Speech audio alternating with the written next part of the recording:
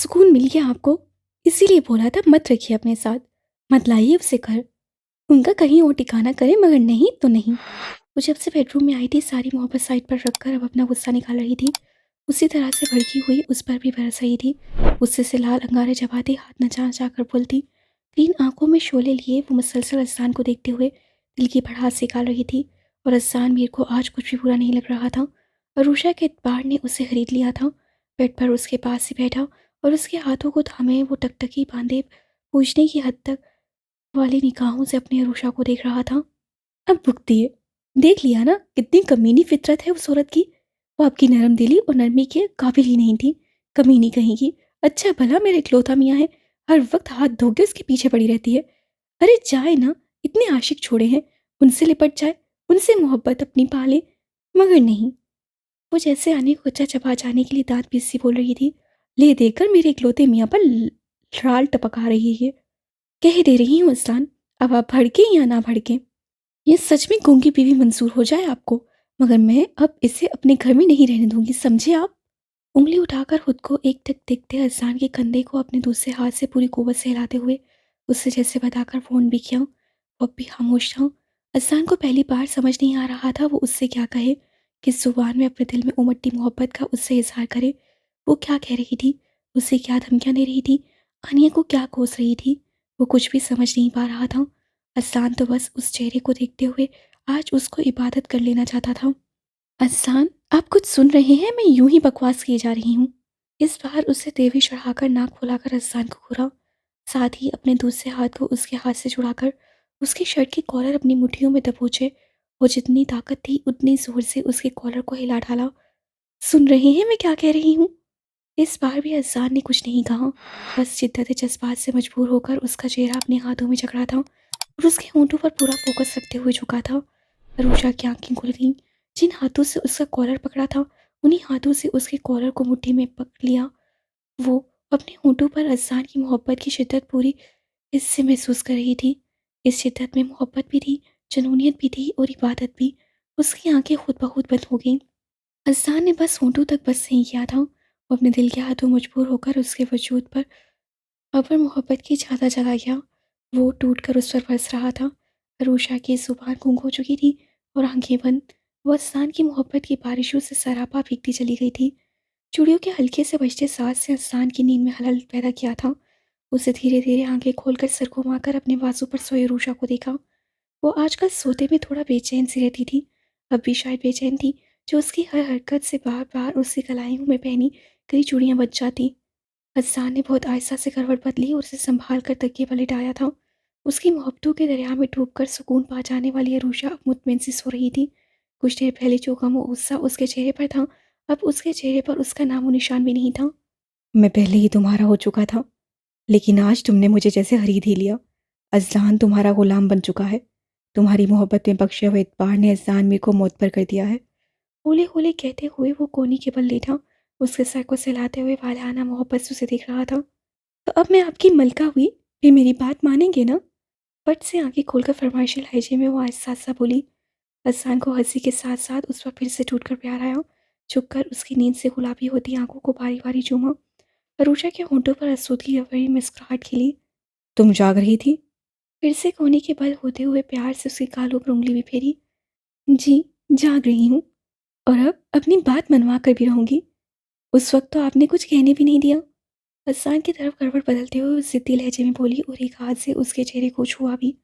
तुम्हारे कहने से पहले ही मान चुका हूँ, कल ही उन दोनों का इंतजाम कहीं और हो जाएगा। बस बहुत बर्दाश्त कर लिया, अब और नहीं। आज के बाद अब उनकी कोई जगह नहीं है इस घर में, न हमारी जिंदगी में। तुम मुतमईन हो जाओ।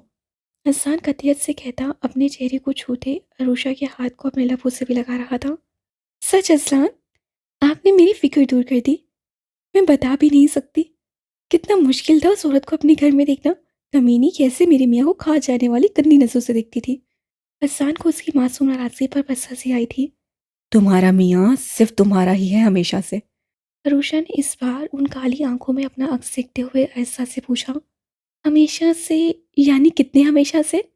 असलान बताइए, आपको मुझसे कब से मोहब्बत हुई? उसके दिल में आज पहली बार ये जानने की जुस्तजू हुई, असलान के दिल को उसकी मोहब्बत ने कब छुआ था।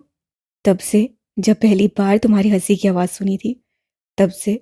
जब पहली बार तुम मेरे सीने से टकराई, तब से। जब पहली बार तुमने मेरी तारीफ की, तब से। जब पहली बार तुम्हें आईने के सामने अपनी जिप बंद करते देखा था, तब से। जब तुम रेस्टोरेंट में मेरी फोटो ले रही थी। वो जो कुछ भी एहसास कर रहा था, अरूषा की आंखें पूरी की पूरी खुल गईं। अज़्ज़ान, मुझे यकीन नहीं हो रहा। नहीं, आप मुझे बना रहे हैं। वो हैरान सी थी और अज़्ज़ान मुस्कुराता हुआ सरापा इश्क। नहीं अरूषा, मैं पहली निकाह की मोहब्बत का शिकार हो गया था। मैं इतना मेच्योर होकर भी, हकीकत पसंद होकर भी तुमसे मोहब्बत करने से खुद को रोक नहीं पाया। आज एहसार करता हूँ कि तुमने मुझसे बाद में मोहब्बत की होगी, लेकिन मैंने एक नज़र में अपना दिल खो दिया था। वो उसे अपने सीने में छुपाकर बेकरार सा हो रहा था। अरूषा के दिल में यहाँ से वहाँ तक सुकून ही सुकून फैलता चला गया। कैसा वो बख्श एहसास था कि इंसान की पहली मोहब्बत बस वो है। तुमसे मोहब्बत कर बैठा मगर मजबूर था, रिश्तों की जंजीरों से बंधा था। अना थी, खुददारी थी, लेकिन इस दिल से मजबूर होकर तुम्हें देखने के लिए तड़पता था। अरूषा बस उसके सीने से लगी आंखें बंद किए मुस्कुरा रही थी। वो बोलता रहा, अपने दिल में छुपी हर एक वो बात जो उससे किसी से भी नहीं की थी। और वो कभी उसके सीने से सर उठाकर उसके चेहरे को देखती और कभी उससे लिपट जाती। पूरी रात उन दोनों ने एक दूसरे से बातें करते हुए, हाले दिल सुनाते हुए गुजारी थी। बहुत बुरा किया तुमने अज़लान, बहुत बुरा। मैं इतनी आसानी से तुम्हें नहीं छोड़ूंगी। वो अपने हाथों की मुट्ठियां पीछे अंगारा होती आंखों से दीवार की तरफ देखती, सहमी नागिन की तरफ उनका रही थी। कुछ दूरी पर आसिया भी सोफे पर बैठी सर पकड़े हुई थी। असान से उन्हें ये उम्मीद नहीं थी कि वो उन्हें सुबह होते ही अपने कार्स के साथ ऐसे उस घर से ही निकाल कर उन्हें इधर फेंक जाएगा। ना जाने ये कौन सी जगह थी, कौन सा शहर था, कुछ समझ नहीं आ रहा था। नहीं छोड़ूंगी मैं। उस अरूषा को मैं जान से मार डालूंगी। उस जाहिल के लिए उससे मुझे धुतकारा, मुझे यानी आनिया मीर को, जिसके आगे पीछे सैकड़ों मर्द घूमते हैं, उससे मुझे ठुकराकर उससे अपना लिया। आसिया ने सर उठाकर नफरत से अपनी बेवकूफ़ बेटी को देखा। आज जो कुछ भी उनके साथ हुआ और हो रहा है, वो सारा कसूर आनिया का ईमान नहीं थी, जिसकी जल्दबाजी ने उन्हें आज ये दिन दिखा दिया। सब तुम्हारे ही कारनामे हैं, सारी तुम्हारी गलती है। तुम्हारी वजह से अहसान ने हमें चाय में पड़ी मक्खी की तरह अपनी जिंदगी से निकाल दिया। वो होनहार निगाहों से आनिया को देखती अपने दांत भी पीस रही थी। आनिया ने सुर्ख होती आंखों से उन्हें घूरा। मेरी वजह से? ये सब मेरी वजह से नहीं, तुम्हारी अय्याशियों की वजह से हुआ है आसिया नूर अली। वो जैसे अपने आप में नहीं थी, चोट खाई नागिन की तरह जहर उगलती उन्हें सरापा भड़का चुकी थी। मेरी अय्याशियाँ? अपनी गिरबान में झांक आनिया। तेरी हवस भरी फितरत ने आज मुझे अर्श से फर्श वाला दिया है। वो सोफे से खड़ी हुई, जबड़े पीछे हुए थे और आंखों में गुस्से की चिंगारियां। हाँ हाँ, मैं हूँ हवस फर्श, मैं हूँ अयाश, मगर ये मत भूलो आसिया नूर अली। वो सरासर रुकी। मेरी रगों में तुम्हारा ही गंदा खून है, तुम्हारी ही तरबियत याफ्ता हूँ। मुझे गौर से देखो आसिया बेगम, मैं तुम्हारी ही परछाई हूँ। वो उनकी आंखों में आंखें डालकर सहर सहर होती उनकी रगों में भी सहर उतार रही थी। चटाख। थप्पड़ की गूंज पूरे घर में गूंजी थी। आनिया का दाना गाल सुर्ख होकर जलने लगा, मगर वो हन्नूस उन्हें लहू रंग आंखों से घूर रही थी। बेहया, बेगैरत, तूने आज अपनी औकात दिखा ही दी। आज दिखा ही दिया कि तू किसका गंदा खून है। आईना देख लेना, कितना सख्त होता है। सच सुनकर आसिया अपने ऊपर से काबू खोकर चीखी। ये तो तुम्हें ही मालूम होगा कि मैं किस गंदगी का ढेर हूँ, क्योंकि मुझे पैदा तो तुमने ही किया है। वो तलही से मुस्कुराते हुए अब भी उन्हीं निगाहों से आसिया बेगम का जलाली रूप देख रही थी। गलत किया मैंने जो तुझे पैदा किया। आज पछता रही हूँ। कितना कहा था उस मलिक अमजद ने मामले को साफ करने को, मगर मुझ पर तो भूत सवार था, अपनी औलाद दुनिया में लाने का। आज देख लिया इसका नतीजा, जब मुझे ही खड़ी मुझ पर ही गलत ठहरा रही है। उनके मुंह से सच्चाई सुनकर आने के होंठों पर तर्क मुस्कुराहट उभरी। आज पहली बार अपनी माँ से बेइंतहा नफरत महसूस हुई। उससे एकदम से जमीन पर थूका था और झटके से मुड़कर वहां से निकलती चली गई। साम की औलाद नागी नहीं होती है। डस लिया मुझे आज। बर्बाद हो गई मैं इस मनहूस की वजह से। दांत कचकचाती वो फिर से सोफे पर ढह गई। चारों तरफ देखते हुए उन्होंने अपना मोबाइल उठाया और फिर तेजी से वो एक नंबर डायल कर रही थी। असानवीर ने उनके साथ जो किया वो अब उसे माफ़ नहीं करने वाली थी। इंतकाम की आग में वो बुरी तरह से चल रही थी और उस आग में वो असानवीर के पूरे खानदान को चलाने के लिए तैयार हो चुकी थी। हेलो मलिक सन्नान। जैसे ही कॉल पिक हुई वो बोलना शुरू हो गई। जैसे जैसे वो बोलती जा रही थी, उनकी आंखों में मकारी की चमक बढ़ती ही जा रही थी। कई दिनों से बरसी बारिश के बाद सूरज की किरणें चारों तरफ लॉन की खूबसूरत फूलों, पौधों और दरख्तों पर फैली पड़ी ही दिलकश सी लग रही थी। हर चीज़ निखरी सी आंखों को खेरा कर रही थी। ऐसे में अरूषा और हानिया आराम से एक दूसरे के साथ बैठी बड़ी फुर्सत से गपशप कर रही थी। इतना अच्छा मौसम हो रहा है, मेरा दिल कह रहा है बारिश हो, इस बारिश में भीगकर मिट्टी की तरह घुल जाऊं और फिर खुलकर बहती हुई समंदर में मिल जाऊं, ताकि मेरा कोई निशान भी ना पा सके। अरूषा बोलते हुए आराम से सोफे के हत्थे पर टेक लगाकर नीम दराज होती हंस हंस शीशे के पार नजर आते मंजर को देख रही थी। पर्दे हटे हुए थे और शीशे के बाहर एक बड़ा ही खूबसूरत नजारा दिख रहा था। दिल तो मेरा भी यही कह रहा है, बारिश में भीगने का मगर खुलने का बिल्कुल नहीं, और तुझे भी खुलने नहीं दूंगी, इसलिए यहीं बैठकर बस लॉन तक को घूरती रहो। हानी ने प्यार से कहते हुए फोर्क में स्ट्रॉबेरी को फंसाकर उसके मुंह की तरफ बढ़ाया। दिल नहीं कर रहा, हाथ आगे करते हुए फोर्क को किनारे कर दिया। आजकल उसकी भूख जैसे खत्म ही हो गई थी, कुछ खाने पीने का दिल नहीं करता। आशु, कितनी सुस्त हो रही है तू, खाने पीने में भी नखरे शुरू कर दिए हैं। मुझे अपने भतीजे खूब गोलू मोलू से चाहिए, इससे चुपचाप मुंह खोलो। आनिया प्यार भरी अफियत से उसे देखती एक बार फिर से स्ट्रॉबेरी फंसा हुआ फॉग फिर से उसके मुंह की तरफ बढ़ा चुकी थी। सच्ची दिल नहीं कर रहा, उसका वाकई दिल नहीं कर रहा था। अजीब तरह से दिल घबरा रहा था, चेहरे का रंग भी फीका सा हो रहा था। तबीयत खराब हो रही है, माँ को बुलाऊं या अम्मा जान को? नहीं, बल्कि लाला को बुलाती हूँ ऑफिस से। आने को उसकी बदलती रंगत देखकर घबराहट सी हुई तो वो बाउल रखकर जल्दी जल्दी बोलते उठने लगी। किसी को बुलाने की जरूरत नहीं। अरुषा ने उसकी कलाई पकड़कर रोका था। मैं ठीक हूँ, बस जरा सी तबीयत घबरा रही है और कुछ नहीं। किसी को कुछ मत कहना, और इस्लान को तो बिल्कुल नहीं। वो तो मुझे फिर पाँव भी जमीन पर रखने नहीं देंगे और खिला खिला कर वो डबल कर देंगे। उसे तसल्ली देते हुए आखिर में इतनी बेचारगी से बोली कि हानि को हंसी आ गई। अपनी मासूम सी दोस्त प्लस भाभी प्लस सन पर टूट कर प्यार आया, मगर वो उस हालत में थी कि उसे गले से लगाकर लिपट नहीं सकती थी, इसलिए बस उसके गुलाबी गालों को चटाचट बोसे दिए थे।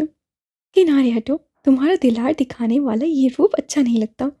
अपने गालों को दुपट्टे से रगड़ते हुए उससे हानिया को अफीस से घूरा। अब तुझे बाजू में भरकर भींच तो नहीं सकती, इससे इतना ही दुलार कर लिया। वो उसकी शक्ल देखते हुए हंस भी रही थी। अनु, मैं बहुत मोटी हो गई हूँ ना, बहुत बुरी लग रही हूँ ना मैं। आजकल अरूषा को दिन रात यही फिक्र सताती रहती थी। जब भी आईने में खुद को देखती, उससे अपना जिस्म फैला हुआ अच्छा भी लगता और फिक्र भी हो जाती। सभी होते हैं, कौन सी नई बात है। तेरे 7 मंथ के लास्ट वीक चल रहा है, इतनी मोटी तो सब हो जाती हैं, और बुरी तो तुम कभी लग ही नहीं सकती, बल्कि वजन में इजाफा भी हुआ जा रहा है। उसकी फसूल की फिक्र पर आने ने लापरवाही से बोला और पैर फैलाकर टेबल पर रख लिए। हाथ में पकड़े बाउल से वह फ्रूट साफ कर रही थी। माँ जी ने वहाँ से गुजरते हुए एक बार सोफों की तरफ देखना भी ज़रूरी समझा। उनकी बहू एक सोफे पर नीमदराज आंखें बंद किए ना जाने क्या बड़बड़ कर रही थी, और बेटी साहिबा दूसरे सोफे पर आराम से बाउल खाली करने की जिम्मेदारी उठाए लगातार बोलते हुए खाई जा रही थी। वो अपने दांत पीस कर पेशानी पर हाथ मारती उन दोनों की तरफ आ गई। ये मैंने तुमको दिए थे हाली करने के लिए। वो हाने के सर पर आकर खड़ी हो गई। हाने गड़बड़ाकर पैर टेबल से समेटकर उछलकर खड़ी हो गई। माँ जी की गुस्से से घबराकर हाथ में पकड़ा बाउल झुककर टेबल पर रखा और एक निगाह आराम से लेटी अरूषा पर भी डाली। आंखें बंद किए बस वो सोती सी बन गई। जब से माँ बनने के मराइल से गुजर रही थी, माँ जी कम ही उसे डांट डपट करती थी। वो भी बस खाने पीने के मामले में, वरना बाकी वक्त में तो वो उनकी फेवरेट बहू थी। अब कब अकल आएगी तुम्हें? ये नहीं कि ज़बरदस्ती अपनी भाभी को खिलाओ, खुद ही ठोस से जा रही हो। ये नहीं कि इसे ये देकर अपने लिए दूसरा ले लेती। उन्होंने अच्छे से आने की खबर ली। माँ, मैं दे रही थी मगर इसका दिल नहीं कर रहा था और मैंने ज़बरदस्ती नहीं की। आपको तो मालूम है, ज़बरदस्ती करो तो ये उल्टने को तैयार हो जाती है, और ये देख कर मेरी इतनी तबीयत खराब हो जाती है। नानी ने बताते हुए अब बाद में बुरा सा मुँह बनाकर चुचरी ली। उन्होंने बस सासों से सर हिलाया। ऐसा ही होता है। क्या बात है अरुषा, तुमने आज लंच भी ठीक से नहीं किया, फिर बीच में भी कुछ नहीं खाया, और अब ये भी। आनिया से कहकर वो आरुषा से पूछती उससे यही पास बैठी, हाथ बढ़ाकर उसकी पेशानी पर रखा। कुछ नहीं माँ, बस सिल घबरा रहा है। वो फीका सा मुस्कुराकर धीरे से उठकर बैठ गई।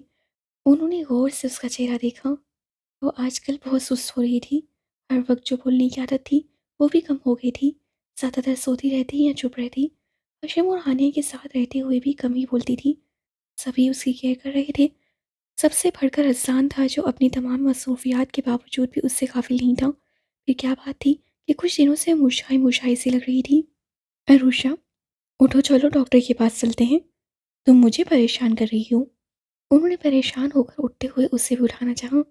नहीं नहीं माँ, मुझे नहीं जाना, अभी गए तो थे, सब नॉर्मल है, मैं बिल्कुल ठीक हूँ। वो घबरा कर तेज़ी से बोली।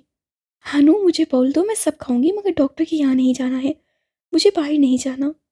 वो घबरा कर हान्ने से हाथ के इशारे से बाउल मांगने लगी। हानि ने मुस्कुराकर बाउल टेबल से उठाकर उसकी तरफ बढ़ा दिया और उषा ने थाम कर फ्रूट्स खाने शुरू कर दिए। रहने दो, कोई ज़बरदस्ती नहीं है, मैं तुम्हारे लिए फ्राइज़ बनवा देती हूँ। उसे खाते हुए कितना बुरा लग रहा था। उसकी शक्ल सब बताई दे रही थी। माँ जी ने खुद उसके हाथ से बोल ले लिया। नहीं, कुछ नहीं, प्लीज़ माँ, अभी कुछ नहीं। वो ज़बरदस्ती मुस्कुराती इनकार कर गई। अरुषा, तुम मुझे परेशान कर रही हो। अब सच में फ़िक्रमंद हो गई। कुछ यही हाल हान्या का भी था। उसकी शक्ल ऐसी हो रही थी जैसे अभी रो पड़ेगी। मैं ठीक हूँ, बस वो मुझे कुछ अच्छा नहीं लग रहा। अरुषा ने सर झुकाकर अपने हाथों को देखते हुए आहिस्ता से कहा। दर्द तो नहीं हो रहा है? तुम छुपा तो नहीं रही हो? अभी एक माह पहले उसे दर्द हुआ था और सब इतने परेशान हो गए थे। हो सकता है उन लोगों को फ़िक्र से बचाने के लिए बस टाल रही हो। उन्होंने मशकूक लहजे से उसके झुके सर को उठाकर पूछा। नहीं, बिल्कुल नहीं, मुझे बस नींद आ रही है, मैं सो जाऊँ माँ? वो नफ़े में सर हिलाकर मासूमियत से बोले तो उन्होंने गहरी सांस लेकर बस हाँ में सर हिला दिया। हानी, भाभी को रूम तक ले जाओ। उन्होंने साकित बैठी हानिया को हुक्म दिया तो वो जल्दी से खड़ी हो गई। अजान से बात करती हूँ, अरुषा को कहीं घुमाने के लिए ले जाए। घर में बैठे बैठे भी तबीयत खराब हो जाती है। वो हानिया के साथ जाती अरुषा की पुछ देखते हुए बोली थी। फिर हाथ में लिया हुआ बाउल लेकर किचन की तरफ चली आई ताकि मुलाजमत से अरुषा की पसंद की चटपटी चीज़ें बनाने का कह सकें। दरवाजे पर खटका सा हुआ तो अरुषा ने आंखों पर उसी तरह बाजू रखे हुए बस पलकों की छुरी से आने वाले को देखा। असलान ऑफिस से आ चुका था। एक हाथ में कोट, दूसरे में ब्रीफकेस, फ्रेश सा, चेहरे पर वही नरमी और बेइंतहा मोहब्बत। ना जाने कि वो अरुषा की आंखें नम सी हो गईं। आंखों पर बाजू रखे वो वैसे ही सोती बनी रही थी। असान की निगाहें बेड पर सोई हुई अरुषा के वजूद पर ही जमी हुई थी। काली आंखों में मोहब्बत की चमक और होंठों पर आसूदगी भरी मुस्कुराहट। कोट और ब्रीफकेस एक तरफ सोफे पर रखकर वो कदम कदम चलता बेड के पास आ गया। अरुषा सांस भी रोके हुए उसी तरफ लेटी रही थी। हसान ने पहले कलाई से घड़ी उतार कर साइड टेबल पर रखी। मोबाइल और कार की दराज खोल कर डाली। वो टाई ढीली करके अपने कफलिंग्स खोलता। वो वहीं बेड पर एक घुटना मोड़कर उसके पहलू में ही बैठा था। नाराज हो क्या? हाथ बढ़ाकर अरुषा की आंखों से बाजू हटाकर प्यार से पूछा। अरुषा ने गहरी सांस भरी। वो भला उससे कैसे गाफिल रह सकता है? लेकिन गाफिल नहीं रह सकता तो कैसे उसे खबर नहीं हो रही है कि इससे आगे उससे सोचा नहीं गया। अज़ान ने झुककर उसकी पेशानी पर अपने लब रख दिए थे। अरुषा का दिल हराया। दिल किया उससे सब कह दे, लेकिन अगर वो सब जान गया तो, और अगर गुस्से में ऐसा न कर बैठे जो उसे अज़ान की जुदाई का गम दे दे। नहीं, नहीं, वो वैश्य से सोचते हुए खुद पर झुके अज़ान की गर्दन में बाहें डालकर उससे लिपट गई। अज़ान की गर्दन में उसकी पकड़ सख्त थी। इतनी नाराज़ हो के मेरा गला दबा देना चाहती हो? वो मुस्कुराते हुए यूं ही उस पर झुककर उसकी कमर में हाथ डालकर उसे खुद से लगा चुका था। नहीं अज़ान, मैं आपको तकलीफ़ कैसे दे सकती हूँ? मैं आपका गला कैसे दबा सकती हूँ? एकदम से नम होती आँखों से उसके चेहरे को देखते हुए उससे मज़ाक पर अरुषा की आँखों में ही नहीं चेहरे पर भी तकलीफ़ के असर झलके थे। गर्दन पर बांसों की गिरफ्त भी ढीली हो गई। अज़ान ने आँखें बंद कर होंठ खोल करके गहरी सांस भरी और आँखें खोलकर सर झुका दिया। लीजिए, सर कलम कर दीजिए गुलाम की इस गुस्ताखी पर, जिसने बोलने का संगीन जुर्म अदा किया है। सर उसकी गर्दन पर झुकाए हुए शरारती हुआ। असलान, आप मुझे मारना चाहते हैं? भला मैं आपका सर कलम कैसे कर सकती हूँ? आप मेरी ज़िंदगी हैं। अब तो और हद हो गई। यानी बंदा बशर मजाक भी नहीं कर सकता। असान ने सर उठाकर नम आंखों और हवा चेहरा देखा, फिर झुककर उसके होंठों को अपने होंठों में कैद कर लिया। अब हुश, ये ठीक था या और कुछ हजूर की हिदमत में हादिम अपनी हिदमत पेश करे? अच्छे से अपनी सांसों में उसकी सांसों को उतार कर उससे उन लबों को अपनी कैद से आज़ाद करते हुए शरारत से पूछा। अरोशा ने बस उन चमकती आंखों में देखते हुए उसके गालों पर अपने हाथ रखे। उसके गालों और दाढ़ी पर हाथ फेरते हुए वो बस प्यार भरी निगाहों से उससे अपनी निगाहों में भर रही थी। इरादे क्या हैं जानम? आज मुझे मेहनत किए बिना ही प्यार की इजाज़त दे रही हो? उसके सर के पास एक हाथ की कोहनी बिस्तर पर टेक कर दूसरे हाथ की उंगलियों से वह अरुषा के गाल सहलाता अब भी शरारत वाले मूड में था। अरुषा कुछ नहीं बोली, बस उसी तरह उसके चेहरे पर अपने हाथ फेरते हुए वो एकटक उसके पुरकशिश चेहरे को देखे जा रही थी। मैं सोच रहा हूँ हम दोनों कहीं outing पर चलते हैं। एक ज़बरदस्त सा प्रोग्राम बनाता हूँ, बिल्कुल उसी तरह जैसे तुम ड्रामे वगैरह में देखती हो। लाइट्स, फ्लावर्स और नहीं, मुझे कहीं नहीं जाना। मुझे घर पर ही रहना है। आप जाइए, चेंज कर लें। अरुषा ने एकदम से उसके चेहरे पर से अपने हाथ हटा लिए और उसके हाथ अपनी गाल से हटाकर करवट बदल ली। क्यों नहीं जाना? बाद में मेरे बच्चे शिकायत करेंगे ना अपने पापा से कि हमें कहीं घुमाने भी नहीं लेकर गए। वो उसी तरह प्यार से कहकर नरमी से उसका शाना थाम कर उसे फिर से सीधा कर चुका था। अहसान, कह दिया ना कहीं नहीं जाना। चाहिए, चेंज करिए, मुझे सोने दे। इस बार वो रुखाई से बोलकर उसका हाथ झटक चुकी थी। वो जरा सा भी बदमजा नहीं हुआ, बल्कि उसके चेहरे को थाम कर बोला, इधर देखो रूशा। वही वालहाना मोहब्बत से पुकारती आंखें, वही शेरीनी में डूबा लबो लहजा। अरूषा की पलकें भीगी थीं, गले में आंसू फंसे। मेरी तरफ देखो रूशा। इस बार प्यार के साथ हुक्म भी था। अरूषा ने मुश्किल से आंखें नम होने से रोकी और काली आंखों में देखा। तुम्हें अगर कोई बात परेशान कर रही है तो मुझे बताओ। मैंने वादा किया है तुमसे और वो वादा आखिरी सांस तक निभाऊंगा। हमारी जिंदगी में अब कुछ गलत नहीं हो सकता, मुझ पर भरोसा कर सकती हो तुम। वो उसके चेहरे को मजबूती से जकड़े उसकी आंखों में देखते हुए मजबूत आवाज से बोल रहा था। अरूषा का दिल किया उसे सब बता दे, सारी सच्चाई, अपने सारे डर, मगर बस उसके होंठ कप आ गए। क्या बात है रूषा, टेल मी। क्या परेशानी है? कौन सा डर है तुम्हें? अरूषा बस उन आंखों में देखती रही, फिर खुद को संभाल कर बस इतना बोली, सच में इंसान, कोई परेशानी नहीं, कोई डर नहीं। बस मेरी तबीयत घबराती रहती है, कुछ अच्छा नहीं लगता। शायद अब दिन करीब हो रहे हैं, इसकी वजह से। वो मुस्कुराकर कहती उसकी फिक्र दूर कर चुकी थी। अहसान उसका चेहरा छोड़कर उठ बैठा और हाथ बढ़ाकर उसे भी एहतियात से उठाकर बिठा दिया। मेरा ख्याल है मैं कुछ दिन ऑफिस जाना छोड़ दूं। बस हम दोनों हों और मैं धीरे धीरे तुम्हारी तबीयत ठीक कर दूं। उसे खुद से लगाते हुए उसके बाजुओं को सहलाते हुए प्यार से बोला, सच में अहसान, ले लेना छुट्टी। आप मेरे साथ रहते हैं ना, तो मुझे रियली कोई डर नहीं रहता। आप कुछ दिन के लिए ही सही ऑफिस मत जाइए। अरूषा उसकी छुट्टी का सुनकर बेहोश हो गई। अहसान हंसकर उसके गाल में चुटकी भरकर बोला, सोच लो, दिन रात तुम्हारे पास रहूंगा। मेरी सारी हिम्मतों को बर्दाश्त करना पड़ेगा। सोच लिया, आप अब कल से ऑफिस नहीं जाएंगे।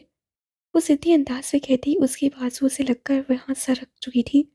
ओके, बट अभी मैं चेंज कर लूँ? तो चलो नीचे चलते हैं। माँ ने आज तुम्हारे लिए बहुत से खाने पीने की चीज़ें बनवाई हैं। वो उसकी कमर में बाजू डालकर उसके सर को चूम चुका था।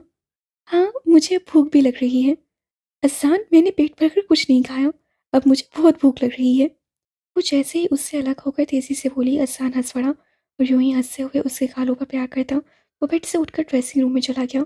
कुछ ही देर बाद वो दोनों सबके साथ इकट्ठे होकर बारिश का मजा लेते हुए पोश में बैठे चाय के साथ दूसरे लवाजमात का मजा ले रहे थे। माँ जी बेतहाशा खाती और हंसी मुस्कुराती उसी तरह बेतहाशा बोलती अरूषा को इत्मीनान से देखते हुए सोच रही थी कि कुछ देर पहले वाली अरूषा और अभी वाली अरूषा में कितना फ़र्क था। अरूषा से होते हुए उनकी निगाह अहसान पर ठहर गई। कभी हंसा, कभी हशम की बात में टुकड़ा देता उनका बेटा। एक दिन एक शख्स से उनके आगे हाथ जोड़ते हुए इल्तिजा की थी कि वो अरूषा का निकाह अजलान से करा दे। उस शख्स का कहना था कि अरूषा को बस अजलान संभाल सकता है, वो बस अजलान पर एतबार कर सकती हैं।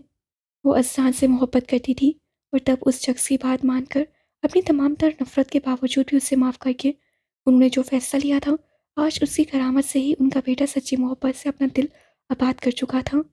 ये अलग बात थी कि एक तरह ही उनकी ख्वाहिश थी कि अहसान अरूषा से निकाह कर ले। अहसान के फरिश्तों को भी खबर ना हुई कि जो राज उसने दिल में छुपाया हुआ था, वो राज उसकी माँ की निगाहों से छुपा नहीं रहा था।